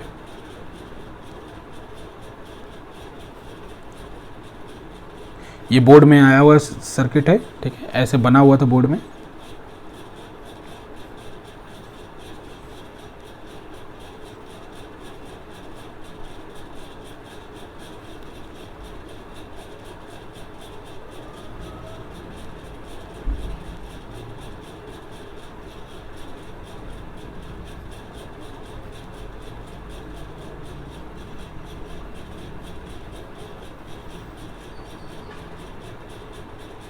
ठीक है बच्चों, ऐसा कुछ सर्किट है। ठीक है, इस तरीके से सर्किट है, और ये जो बैटरी है वो है 3 वोल्ट की, ये प्लस ये माइनस। ठीक है, इस तरीके की सर्किट है। अब क्या कह रहा है, तो इसमें देखो पहला तो हमने पहले study the following circuit and answer the following questions. तो क्वेश्चन पहला है इसका, state the type of combination of the 2 resistors in the circuit. पहला क्वेश्चन है बच्चों, state the type of combination of the 2 resistors in the circuit. तो कौन सा कॉम्बिनेशन है भाई, पैरेलल कॉम्बिनेशन है। State the type of combination of the 2 resistors in the circuit. It is parallel combination. Simple, it is parallel combination. समझ में आ रहा है बच्चों, क्योंकि देखो इस रजिस्टर का जो दोनों रजिस्टर्स के जो दोनों एंड पॉइंट है वो एक दूसरे के साथ इस तरीके से कनेक्टेड है। दूसरा लिखो बच्चों, how much current is flowing through A 10 ohm and through B 15 ohm resistor. यानी सिंपल पूछा गया है, how much current is flowing through A 10 ohm and B 15 ohm resistors, मतलब 10 ओम और 15 ओम रजिस्टर्स के क्रॉस कितना करंट फ्लो कर रहा है, ये हमसे पूछा गया था। चलो तो इसको निकालते हैं भाई। तो इसके निकालने के लिए हमने क्या करना है, 3 वोल्ट का बैटरी है, 3 वोल्ट का बैटरी है, तो यहाँ भी इन दोनों के क्रॉस जो पोटेंशियल डिफरेंस होगा वो किसके बराबर होगा, 3 वोल्ट के। क्योंकि देखो बाकी कनेक्शन तो प्लेन वायर का है ना, तो प्लेन वायर के कनेक्शन की वजह से कोई चेंज तो आएगा नहीं। तो 3 वोल्ट तो 10 ओम से करंट कितना फ्लो करेगा, तो इसका करंट को मान लो I1, इसको करंट को मान लो I2। तो I1 की वैल्यू कितनी होगी, I1 की वैल्यू होगी 3/10, I1 की वैल्यू होगी 3/10। तो 3/10 मतलब कितना होगा, 0.3 एम्पियर, 0.3 एम्पियर। I2 की वैल्यू कितनी होगी, तो I2 की वैल्यू हो जाएगी 3/15 यानी 0.2 एम्पियर। I2 की वैल्यू कितनी हो जाएगी, 3/15 यानी 0.2 एम्पियर। समझ में बच्चों, तो ये हमारे पास निकल गया, हमारे पास करंट की वैल्यू 0.3 और 0.2 एम्पियर। अब उसके बाद कह रहा है what is the reading of ammeter, what is the reading of ammeter. तो एमीटर का रीडिंग कितना होगा, तो ये I1 I2, तो एमीटर का रीडिंग I होगा, I होगा।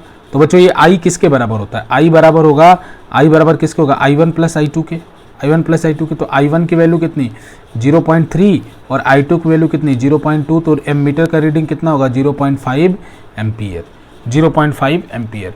ये रहा क्वेश्चन बच्चों, 3 साल आया हुआ है, 2013, 2012 और 2010 में। ठीक है, तो इस तरीके से आप इस क्वेश्चन को देख सकते हो। ठीक है बच्चों, ठीक है बच्चों, इसमें नोट करके एक पॉइंट लिखो, इसमें नोट करके एक पॉइंट लिखो। जैसे उसमें लिखा था बच्चों, हमने सीरीज कॉम्बिनेशन में हमने एक पॉइंट लिखा था कि series combination offer the maximum resistance या गिव्स द मैक्सिमम रेजिस्टेंस। उसी तरह से बच्चों पैरेलल कॉम्बिनेशन को देखो, पैरेलल कॉम्बिनेशन को देखो,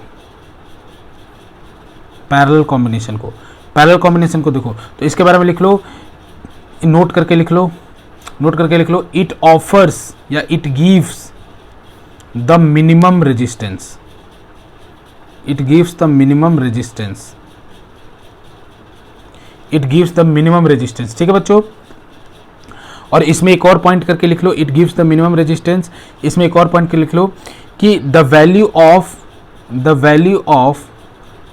ऑफ और R equivalent is less than even the individual resistors, even the individual resistance। ठीक है बच्चों, तो पहला पॉइंट तो इसमें ये समझ लो बच्चों कि किसी भी कॉम्बिनेशन में अगर आपको मिनिमम रेजिस्टेंस निकालना है तो आप उसका कौन सा कॉम्बिनेशन बनाओगे, पैरेलल। मैक्सिमम रेजिस्टेंस निकालना है किसी भी दो रेजिस्टर्स का तो उसका कौन सा कॉम्बिनेशन बनाओगे, सीरीज। तो बाकी जितने भी मिक्स वाले कॉम्बिनेशन होंगे जिसमें सीरीज भी होगा, पैरेलल भी होगा, वो सारे कॉम्बिनेशन में इन्हीं दोनों के बीच की वैल्यू मिलेगी, इन्हीं दिनों के बीच की वैल्यू मिलेगी। तो मिक्स वाले प्रॉब्लम मैं अभी आपको कराऊंगा, तो अभी बस इतना समझ लेना कि series combination offer the maximum resistance and parallel combination offer the minimum resistance. और पैरेलल कॉम्बिनेशन की एक और बात क्या है कि पैरेलल कॉम्बिनेशन में जो आर इक्विवेलेंट निकलता है वो ए इंडिविजुअल रेजिस्टेंस से भी छोटा होता है। इंडिविजुअल रेजिस्टेंस जैसे मान लो एक रेजिस्टेंस है आपका 3 ओम और 6 ओम, 3 ओम और 6 ओम रेजिस्टेंस है, तो इसका जो इक्विवेलेंट रेजिस्टेंस निकाले वो कितना निकला था। अभी एक क्वेश्चन किए थे, अभी आपने पीछे क्वेश्चन किया था जिसमें आपका एक रेजिस्टेंस था 3 ओम और 6 ओम, तो आपने जब आर इक्विवेलेंट निकाला था तो कितना निकला था, आर इक्विवेलेंट निकाला था तो आपने निकाला था 2 ओम। तो देखो 2 ओम किससे, 3 ओम से छोटा है, 3 ओम से भी छोटा है और 6 ओम से भी छोटा है। तो यानी आर इक्विवेलेंट इसमें जो निकलेगा वो इंडिविजुअल रेजिस्टेंस से भी छोटा होगा। अब अगर मान लो क्वेश्चन आप करोगे सर, मान लो जैसे एनसीईआरटी में पूछा भी है कि अगर मान लो आपका रेजिस्टेंस एक रेजिस्टेंस हो 10⁵ ओम और दूसरा रेजिस्टेंस हो 1 ओम, तो क्या अभी भी ये बात आप कहेंगे, अभी भी ये बात आप कहेंगे कि क्योंकि एक रेजिस्टेंस तो बहुत भारी, बहुत ज़्यादा, दूसरा रेजिस्टेंस 1 ओम, तो क्या अभी भी आप ये बात कह सकते हैं कि जो आपका इक्विवेलेंट रेजिस्टेंस निकलेगा वो लेस देन 1 होगा? क्या आप अभी भी ये बात कह सकते हैं? क्वेश्चन तो भाई सही है कि क्या मैं अभी भी ये कह सकता हूँ कि मेरा जो इक्विवेलेंट रेजिस्टेंस निकलेगा वो लेस देन 1 है? क्योंकि मैंने तो आपको यही सिखाया कि भाई कि कोई दोनों कम आर इक्विवेलेंट निकालोगे तो इंडिविजुअल रेजिस्टेंस से छोटा होगा। तो अब मैंने क्या किया, एक रेजिस्टेंस मैंने बहुत बड़ा ले लिया 10⁵ ओम, एक रेजिस्टेंस मैंने ले लिया 1 ओम का। अब आपको देखना है कि भाई क्या अभी भी अब हमारे इस कहने के हिसाब से तो अभी भी जो इक्विवेलेंट रेजिस्टेंस होना चाहिए 1 से कम होना चाहिए। तो उसके लिए हमने क्या किया भाई, चलो निकाल के देखते हैं। तो 1/r इक्विवेलेंट विल भी कितना होगा, 1/10⁵ प्लस 1/1, 1/1।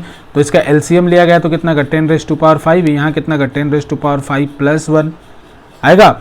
चलो तो आर इक्विवेलेंट की वैल्यू कितना हो जाएगी, आर इक्विवेलेंट की वैल्यू इसी का रेसिप्रोकल ले लो 10⁵ डिवाइडेड बाई 10⁵ प्लस 1, 10⁵ प्लस 1। अब एक बात देखो, ये क्या, ये क्वांटिटी लेस देन 1 है या ग्रेटर देन 1 है? तो बच्चों ये क्वांटिटी लेस देन 1 है, बहुत ज़्यादा कम नहीं है लेकिन 1 से कम है, यानी इक्विवेलेंट रेजिस्टेंस अभी भी 1 से कम है। कैसे मुझे पता चला कि सर ये क्वांटिटी लेस देन 1 है? तो बच्चों देख लो न्यूमरेटर और डिनोमिनेटर को, देख लो न्यूमरेटर और डिनोमिनेटर को देख लो, तो देखोगे यहाँ पे क्या कि न्यूमरेटर और डिनोमिनेटर में कौन बड़ा है, डिनोमिनेटर भले ही केवल 1 से बड़ा है, केवल 1 से बड़ा है। आपको वैल्यू जो आएगी वो 0.99 समथिंग बहुत करीब आएगी 1 के, है ना। लेकिन इसका मतलब ये हुआ कि मेरा जो कहना है वो सही है कि जो आपका भले ही एक रेजिस्टेंस अब कितना भी बड़ा ले लो, दूसरा कितना भी छोटा ले लो, उसका आर इक्विवेलेंट जो आएगा हमेशा छोटे वाले से भी छोटा आएगा, छोटे वाले से भी छोटा आएगा। क्लियर है बच्चों? तो ये हमारा पैरेलल कॉम्बिनेशन का बात हुआ। अब कुछ न्यूमेरिकल करते हैं मिक्स कॉम्बिनेशन के ऊपर। ठीक है बच्चों, मिक्स कॉम्बिनेशन जिसमें कि सीरीज भी हो और आपके पैरेलल भी हों, मिक्स कॉम्बिनेशन के ऊपर कुछ क्वेश्चन करते हैं, मिक्स कॉम्बिनेशन के ऊपर। ठीक है, मिक्स कॉम्बिनेशन के ऊपर क्वेश्चन करते हैं। तो देखो मिक्स कॉम्बिनेशन में क्या है बच्चों, मान लो एक सिंपल सर्किट लेता हूं इस तरीके का, इसका रेजिस्टेंस है 2 ओम, इसका रेजिस्टेंस है 2 ओम, फिर उसके बाद फिर यहीं एक पैरेलल सर्किट बनाता हूं, इसका रेजिस्टेंस है 3 ओम, फिर इसके बाद इसका रेजिस्टेंस है 6 ओम। ठीक है, इस तरीके से ऐसे, फिर उसके बाद ऐसे सॉल्व किया ऐसे, फिर इसको कनेक्ट कर दिया इसको कनेक्ट कर दिया एक 8 वोल्ट की बैटरी से, इसको कनेक्ट कर दिया किसके, एक 8 वोल्ट की बैटरी से, इसको 8 वोल्ट की बैटरी से कनेक्ट कर दिया। अब देखो बच्चों ये ना तो सीरीज कॉम्बिनेशन है प्योर, ना तो प्योर पैरेलल कॉम्बिनेशन है। साफ साफ दिख रहा होगा कि ना सीरीज कॉम्बिनेशन है प्योर, ना पैरेलल कॉम्बिनेशन है, ना ही ये सर्किट पूरी तरीके से 2 ओम है उसके बाद एक और रेजिस्टेंस है, ना ही ये पूरी तरह से ऐसा है उसके बीच में एक और रेजिस्टेंस। तो ये मिक्स कॉम्बिनेशन हुआ, ना सीरीज हुआ ना पैरेलल। या मैं ये बोलूँ कि दोनों का मिक्स हो गया, पैरेलल भी हो गया सीरीज भी हो गया। तो इस सर्किट को सॉल्व कैसे करोगे, इस तरीके के सर्किट को कैसे सॉल्व करोगे? तो देखो बच्चों, पहले पैरेलल वाले जितने हैं उनका इक्विवेलेंट निकाल लो, पैरेलल वाले जितने इक्विवेलेंट निकाल लो। तो पैरेलल वाले 3 6 हम इसका इक्विवेलेंट निकाल चुके हैं पिछले क्वेश्चन में बच्चों। तो 3 6 का इक्विवेलेंट कितना है? 2 ओम, 2 ओम, ठीक है। तो फिक्स 3 6 का इक्विवेलेंट अगर 2 ओम आया तो इस सर्किट को क्या मैं रीराइट कर सकता हूँ? इस सर्किट को क्या मैं रीराइट कर सकता हूँ? 2 ओम फिर उसके बाद एक और 2 ओम रीराइट कर सकते। मतलब इक्विवेलेंट निकालने का मतलब क्या? अगर इन दोनों का मैंने इक्विवेलेंट निकाला 2 ओम, तो इक्विवेलेंट निकालने का मतलब क्या होता है? इक्विवेलेंट निकालने का मतलब होता है बच्चों कि मैं इस दोनों सर्किट की जगह वो रेजिस्टेंस रख सकता हूँ, मैं उन दोनों सर्किट की जगह ये रेजिस्टेंस रख सकता हूँ। तो मैंने क्या कर दिया बच्चों? 2 ओम का रेजिस्टेंस रख दिया है यहाँ पे, 2 ओम का रेजिस्टेंस। अब फिर देखो, अब ये सर्किट कैसे हो गई? 8 वोल्ट, ये 8 वोल्ट से कनेक्ट हो गया। तो अब तो मेरे पास सिंपल है भाई, इसका आर इक्विवेलेंट कितना आएगा? 2 ओम। मतलब ये पहले पैरेलल थे, पैरेलल को सॉल्व करोगे तो सीरीज आएगा, पैरेलल सॉल्व करोगे 2 ओम आ गया। अब ये 2 ओम इस 2 ओम के साथ सीरीज में है, तो फिर 2 2 ऐड करोगे, आर इक्विवेलेंट कितना आ जाएगा? आर इक्विवेलेंट आ जाएगा 2 + 2 यानी कितना आ जाएगा? 4 ओम। आर इक्विवेलेंट कितना आ जाएगा? 2 + 2 यानी 4 ओम। अब कहते क्या बच्चों कि अगर आपको आर इक्विवेलेंट पता चल गया तो कैसे निकालोगे? टोटल करंट कैसे निकालोगे? टोटल करंट मतलब इस बैटरी से कितना करंट, इस बैटरी से कितना करंट बाहर जाएगा, कितना करंट निकलेगा, वो कैसे निकालोगे? तो उसका फॉर्मूला बच्चों हर जगह, सीरीज में भी वही था, पैरेलल में भी वही था, मिक्स में भी वही होगा, V divided by R equivalent, V divided by R equivalent. तो V divided by R equivalent करना जरा। अगर V divided by R equivalent, V divided by R equivalent करोगे तो I की वैल्यू कितनी आ जाएगी? I की वैल्यू आ जाएगी 8/4, यानी कितना आ जाएगा? 2 एम्पियर। I की वैल्यू कितना आ जाएगी? 2 एम्पियर। तो I की वैल्यू आ गई 2 एम्पियर। समझ में आया? तो देखो बच्चों, हमने क्या किया? पहला क्वेश्चन हो सकता है कि भाई आप आर इक्विवेलेंट बताइए, तो आर इक्विवेलेंट हमने बता दिया 4 ओम होगा। कैसे सॉल्व किया? तो सबसे पहले जितने पैरेलल वाले हैं उनको निपटा दो, पैरेलल वाले निपटाने के बाद सारे पैरेलल अगर खत्म हो गए तो सारे सीरीज में बचेंगे, तो सीरीज में बचे तो उनको डायरेक्ट ऐड कर दो, ऐड करने के बाद टोटल आर इक्विवेलेंट आ जाएगा। अब आर इक्विवेलेंट आ गया, टोटल करंट निकालना है तो क्या करोगे? आर इक्विवेलेंट आ गया, टोटल करंट निकालना है तो सीधे V बाई आर इक्विवेलेंट कर दो। तो V बाई आर इक्विवेलेंट कर दोगे तो कौन सा करंट मिलेगा? वो करंट मिलेगा जो कि इस बैटरी से निकल रहा होगा। तो अब यानी इस 2 ओम से कितना, मान लो आपसे क्वेश्चन ये भी पूछा होता है find the current through the each resistor, तो बताओ इस 2 ओम से कितना करंट पास किया होता? उस 2 ओम से वही करंट पास किया होगा जो कि बैटरी से निकला होगा। तो भाई करंट को यहाँ से डिवाइड होने का तो कोई रास्ता नहीं है ना। या मैं सिंपल बोलूँ, ये 2 ओम तो सीरीज में है ना, तो यहाँ पे 2 ओम से कितना करंट पास करेगा? वहीं 2 एम्पियर, यहाँ 2 एम्पियर। इसी सर्किट का तो ये फॉर्म है। अब यहाँ प्रॉब्लम फंस गया, क्योंकि यहाँ तक तो 2 एम्पियर आया, लेकिन यहाँ के बाद 2 पाथ में डिवाइड होना है। तो 2 पाथ में डिवाइड होता तो पिछले केस में हम क्या कर लेते थे? डायरेक्ट V बाई I1 निकालना था। अगर मान लो I1 निकालना था और I2 निकालना था, तो I1 निकालना था तो हम क्या कर लेते थे? V divided by R equivalent कर लेते थे, V divided by R equivalent, V divided by R1। अगर पिछले केसेस में हमें I1 निकालना होता तो बच्चों तो हम क्या कर लेते थे? V डिवाइडेड बाई R1, और फिर उसके बाद क्या कर लेते थे? V डिवाइडेड बाई I2 निकालना होता तो V डिवाइडेड बाई R2। ठीक है, लेकिन यहाँ पे देखो, क्या इसके क्रॉस ये टोटल V मिल रहा है? इसको ये टोटल V मिल रहा है? नहीं, ये V जो है कुछ इसमें डिवाइड हो जा रहा है, कुछ इसको मिल रहा है। तो यानी हमें पहले ये निकालना पड़ेगा कि इसको कितना V मिला, इसको कितना V मिला। क्योंकि याद रखना बच्चों, यहाँ पे पूरा का पूरा पोटेंशियल केवल इसी को नहीं मिल रहा है कि आप डायरेक्ट 8/3 और 8/6 कर दोगे जैसा प्योर पैरेलल में करते थे। नहीं कर सकते।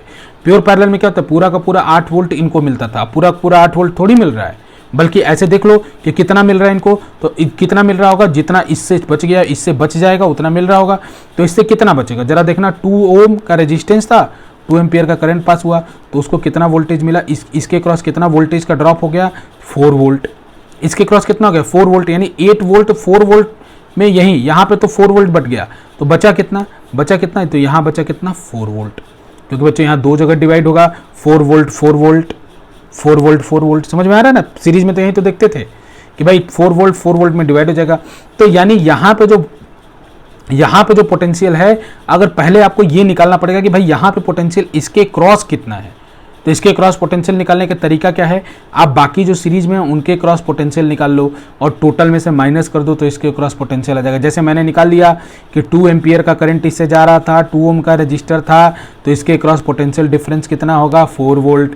तो इसके क्रॉस कितना होगा 8 - 4 वोल्ट, 8 - 4 वोल्ट, 8 - 4 वोल्ट किया तो कितना हो गया 4 वोल्ट। अब अगर 4 पता चल गया तो I1 की वैल्यू कितनी हो जाएगी 4/3 एम्पियर और I2 की वैल्यू 4/6 एम्पियर। I2 की वैल्यू हो जाएगी 4/6 एम्पियर, ठीक है 4/6 एम्पियर, ठीक है। तो ऊपर वोल्टेज रख लिया जो इसके दोनों के क्रॉस था और 4/6 एम्पियर, ठीक है बच्चों। क्लियर है, क्लियर है, कोई दिक्कत नहीं यहाँ तक। अब देखो बच्चों इस मेथड से आपको इसका निकाल के घटाने की जगह आप ऐसे भी देख सकते थे कि अगर इससे करंट 2 एम्पियर पास हो रहा है तो इन दोनों सर्किट को जब आपने छोटा किया था तो उससे भी करंट कितना पास होगा 2 एम्पियर। तो इसी में मल्टीप्लाई कर दो ना 2 एम्पियर का, तो इसके क्रॉस वोल्टेज कितना निकल के आ जाएगा 4 वोल्ट। इसके क्रॉस वोल्टेज कितना निकल जाएगा। ऐसे भी पता कर सकते हो कि जो सर्किट आपने छोटा करके बनाया है उस सर्किट से देख लो कि उससे कितना करंट पास हो रहा है और उसका इक्विवेलेंट रेजिस्टेंस पैरेलल वाले का कितना है 2 एम्पियर। उन दोनों को मल्टीप्लाई करो कितना है 4 वोल्ट। तो ऐसे भी देख सकते हो इसके क्रॉस 4 वोल्ट आएगा, ठीक है। तो इसमें करंट भी हमने निकाल दिया, टोटल करंट भी निकाल दिया, सब कुछ निकाल दिया और इसके क्रॉस पोटेंशियल भी निकाल दिया। इसके क्रॉस भी पोटेंशियल निकाल दिया, दोनों बैटरी के क्रॉस, दोनों 3 ओम और 6 ओम के क्रॉस भी पोटेंशियल। क्लियर है। अब चलो एक और क्वेश्चन करते हैं। तो देखो बच्चों एक और क्वेश्चन में हमने ऐसा किया कि एक सर्किट बनाई, सर्किट बनाने के बाद हमने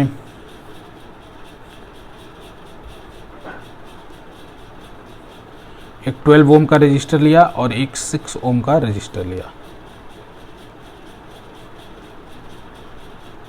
एक 12 ओम का रजिस्टर लिया, एक 6 ओम का रजिस्टर लिया। उसके बाद हमने क्या किया,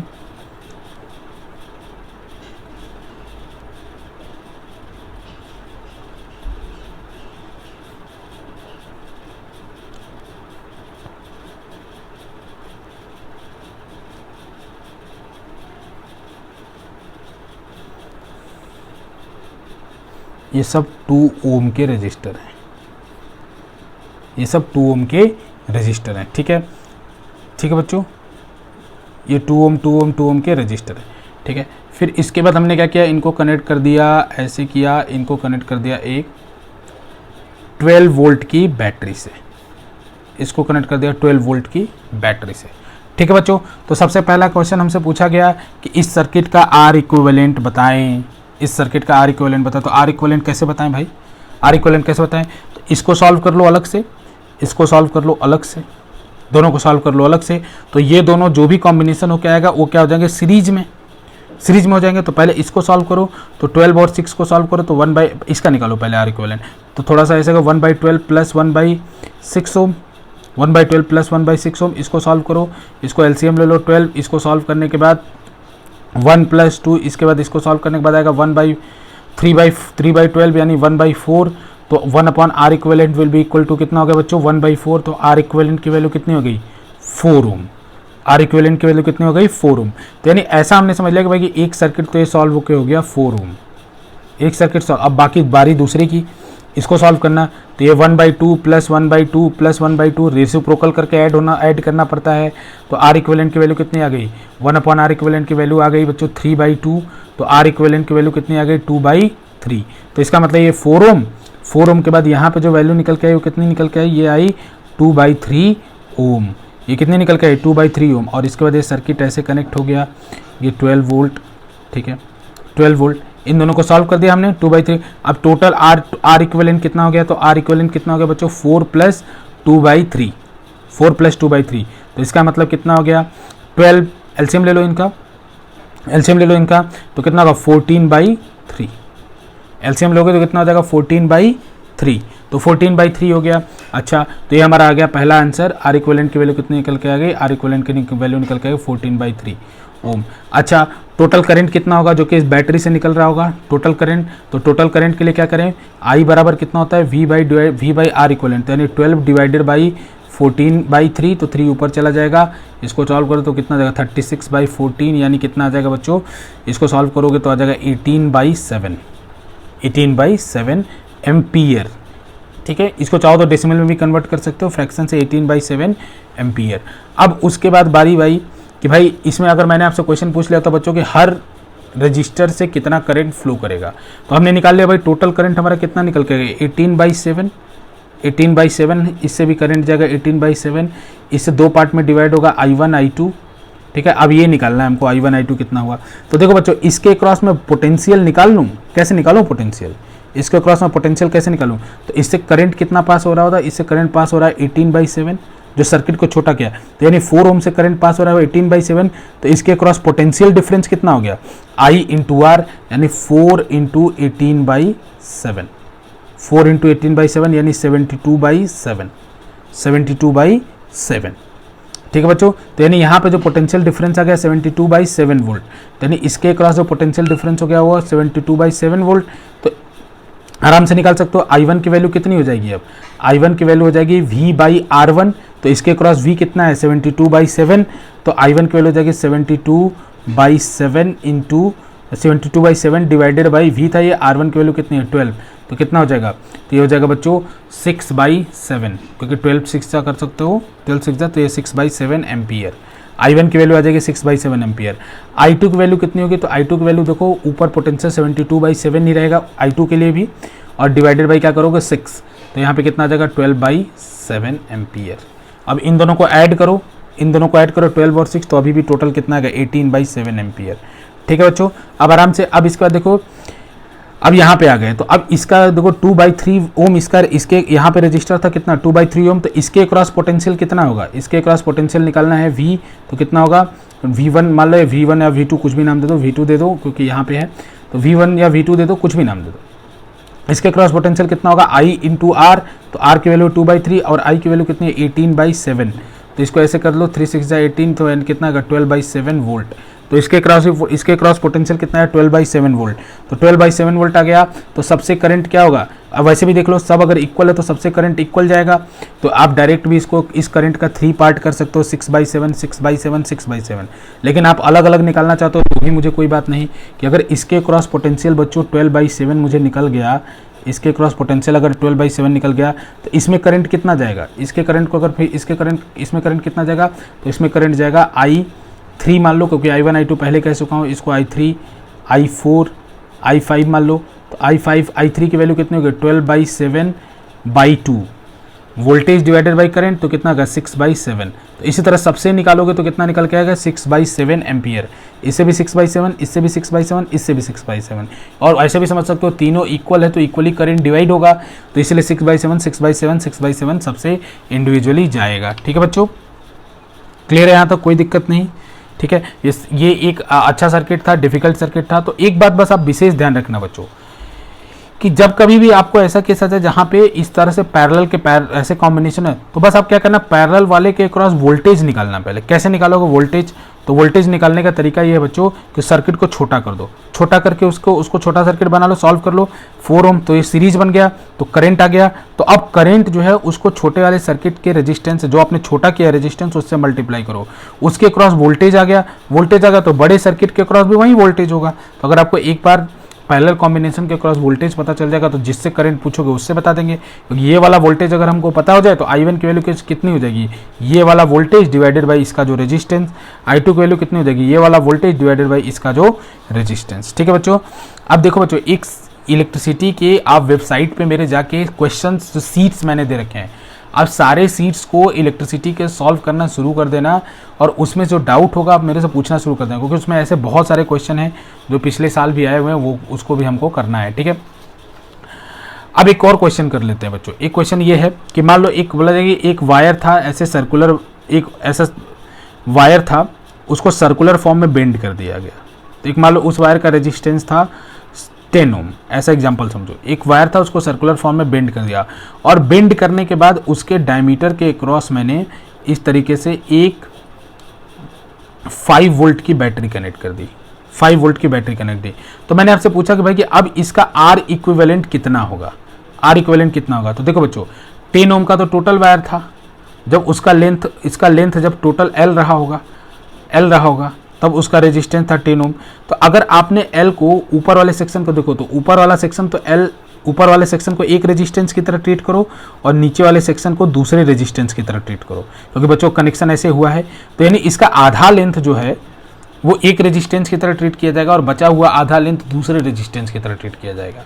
ठीक है, क्योंकि कनेक्शन ही इस तरीके से हुआ है, ए और बी कनेक्शन इस तरीके से कर दिया गया है। अगर ये पूरा वायर लिया गया होता और ऐसे कनेक्शन किया गया होता ए बी, तब तो ये 10 का 10 ओम ही रहता, लेकिन कनेक्शन ऐसा किया गया, उसको बेंड कर दिया गया। ऐसे भी क्वेश्चन हो सकता है कि भाई एक के ऊपर एक इसको बेंड कर दिया गया, ए और बी को बेंड कर दिया गया और उसको कनेक्ट कर दिया गया ऐसे। अब रेजिस्टेंस बताओ, ये दोनों केस एक जैसे हैं, ठीक है ना। तो इस केस में क्या है बच्चों, कनेक्शन ऐसा हुआ है तो इसका लेंथ तो L/2 हो गया, इसका लेंथ भी L/2 हो गया, यानी ये वाला लेंथ L/2 हो गया, एरिया ऑफ क्रॉस सेक्शन वही रहा, यहाँ भी लेंथ L/2 हो गया, एरिया ऑफ क्रॉस सेक्शन है। तो जब area of cross section same रहे तो R इक्वल टू क्या पढ़े, रो L/A। तो अगर area of cross section same है, मटेरियल सेम है, टेम्परेचर सेम है, तो रेजिस्टेंस किसके ऊपर डिपेंड करेगा, L के ऊपर। तो यानी ये अगर L जो है दो पार्ट में डिवाइड हुआ है, ऊपर वाला भी L/2 नीचे वाला भी L/2, यहाँ भी L/2 यहाँ भी L/2, दो पार्ट में डिवाइड हुआ है, यानी रेजिस्टेंस ऊपर वाले का कितना होगा 5 ओम, क्योंकि रेजिस्टेंस भी तब R/2 हो जाएगा। तो ऊपर वाले का 5 ओम, नीचे वाले का भी कितना 5 ओम। तो R इक्विवेलेंट कितना हो जाएगा, R इक्विवेलेंट कितना हो जाएगा 1/5, सॉरी R इक्विवेलेंट कितना हो जाएगा 1/R equivalent will be equal to 1/5 plus 1/5, यानी कितना हो जाएगा 2/5, यानी R इक्विवेलेंट की वैल्यू कितना हो जाएगी 5/2, यानी कितना हो जाएगा 2.5 ओम, 2.5 ओम। ऐसे बहुत सारे क्वेश्चन आएंगे बच्चों, ठीक है, इस तरह के क्वेश्चन आप कर सकते हो, ठीक है, क्लियर, कोई दिक्कत नहीं बच्चों। अब देखो एक और क्वेश्चन हो सकता है, एक और क्वेश्चन ये हो सकता है कि एक वायर लिया गया, उससे स्क्वायर बना दिया गया, एक वायर लिया गया और उससे स्क्वायर बना दिया गया। अब मान लो उस वायर का शुरू में रेजिस्टेंस था 12 ओम, तो अगर स्क्वायर बना गया तो सपोज कर लो ईच, अगर हर आर्म को एक रेजिस्टेंस की तरह ट्रीट करो, तो L लेंथ था तो रेजिस्टेंस कितना था 12 ओम, और अगर उसको स्क्वायर बना दिया गया तो एक आर्म का रेजिस्टेंस कितना हो जाएगा 12/4 यानी 3 ओम। क्यों भाई, क्यों सर?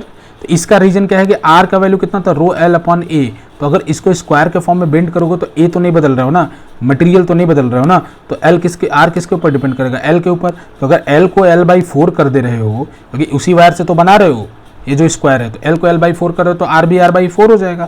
तो यानी 1 ओम का इसका रेजिस्टेंस भी 3 ओम, इसका भी रेजिस्टेंस 3 ओम, इसका भी रेजिस्टेंस 3 ओम, इसके बारे। अब देखो, अब इससे आपसे इक्विवेलेंट रेजिस्टेंस पूछने से पहले आपको उससे क्वेश्चन करने वाले, जैसे मान लो आपका क्वेश्चन पूछा हूँ मैं इस तरह से कि इसको स्क्वायर में बेंड कर दिएगा, फाइंड द इक्विवेलेंट रेजिस्टेंस, तो आप नहीं बता पाओगे, क्योंकि सबसे पहले क्वेश्चन पूछने वाले से यही पूछो कि कनेक्शन कैसे कहाँ से किए हो।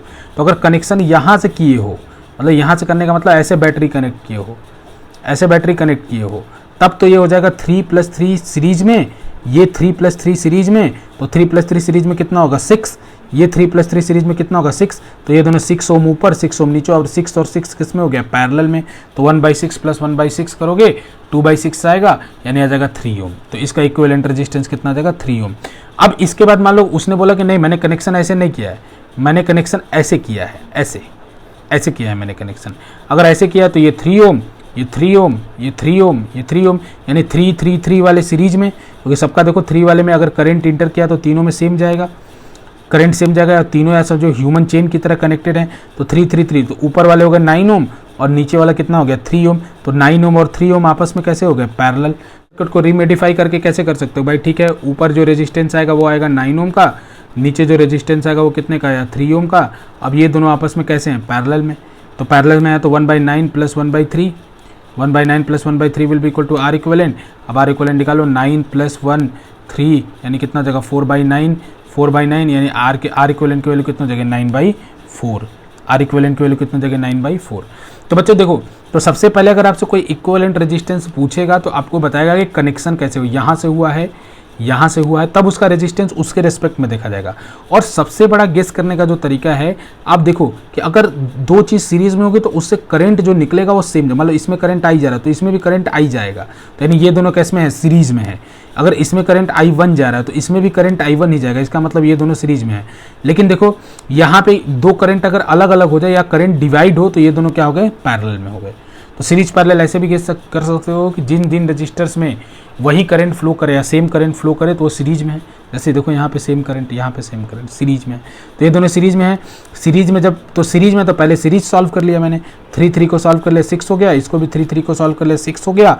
तो अब 6 और 6 आपस में किस में हो गए पैरेलल में। उसी तरह यहाँ भी किया मैंने, इसमें एक बार जो भी करंट इंटर किया उसमें भी करंट सेम होगा, इसमें भी करंट सेम होगा, सब में करंट सेम होगा, लेकिन इस वाले में करंट अलग होगा, I1 मान लो, इस वाले में करंट। तो ये तीनों आपस में सीरीज में, तो ये I1 वाला क्या था, पैरेलल में।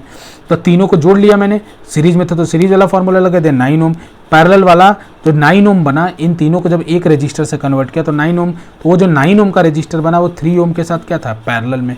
तो फार्मूला लगा दिया, फिर भी पैरेलल 9 ओम और 1/3 ओम का, तो उससे हमारा आर इक्विवेलेंट आ गया। अब इसे करंट पूछे तो फिर पीछे जो कॉन्सेप्ट पढ़ा है उसका लॉजिक लगा के आप सॉल्व कर सकते हो बच्चों, ठीक है ना। तो ऐसे बहुत सारे क्वेश्चन हैं। हम अब नीचे हमारे सीट्स में भी जाओ, सीट्स में देखो बच्चों बहुत अच्छे इलेक्ट्रिसिटी के आपने सीट्स बनाए हुए, वेल रिसर्च सीट्स हैं। अगर उनको आप केवल पूरा कर लेते हो सीरीज कॉम्बिनेशन में तो आपको बहुत अच्छा कॉन्फिडेंस आएगा, ठीक है बच्चों। जाते जाते एक लास्ट क्वेश्चन बोला गया बच्चों कि एक VI का ग्राफ है, एक VI का ग्राफ है, ठीक है। एक लास्ट क्वेश्चन जाते जाते, एक VI का ग्राफ है, उसमें मान लो दो इस तरीके से AB, तो दो रेजिस्टेंस थे R1 और R2, तो उसमें से एक ग्राफ सीरीज के लिए है और एक ग्राफ पैरेलल के लिए है, ठीक है ना। मतलब एक बार इनको सीरीज में कनेक्ट किया गया और VI ग्राफ प्लॉट किया गया, और एक बार इनको पैरेलल में कनेक्ट किया गया, VI ग्राफ प्लॉट किया गया, ठीक है। तो आपको बताना है कि इसमें कौन सा सीरीज का है, कौन सा पैरेलल का है। तो देखो कौन सा रेजिस्टेंस कम है, B वाले का रेजिस्टेंस कम है, कैसे देखा था, एंगल देख लो कम है, तो यानी RB is less then RA, ठीक है। इसका मतलब ये RB जो होगा वो कौन सा कॉम्बिनेशन होगा, पैरेलल कॉम्बिनेशन, और RA कौन सा कॉम्बिनेशन होगा, सीरीज कॉम्बिनेशन। कैसे बच्चों, सीरीज कॉम्बिनेशन में हमेशा रेजिस्टेंस ज़्यादा मिलता है। तो अगर इन्हीं दोनों कॉम्बिनेशन का एक बार सीरीज में ग्राफ है, एक बार पैरेलल में ग्राफ है, तो सीरीज वाला ग्राफ कौन सा होगा, ऊपर वाला, पैरेलल वाला ग्राफ कौन सा होगा, नीचे वाला। ये क्वेश्चन आ चुका है बोर्ड में, तो इसको भी ध्यान रखना, ठीक है बच्चों। उम्मीद है ये लेक्चर आपको पसंद आया होगा। बहुत बहुत धन्यवाद।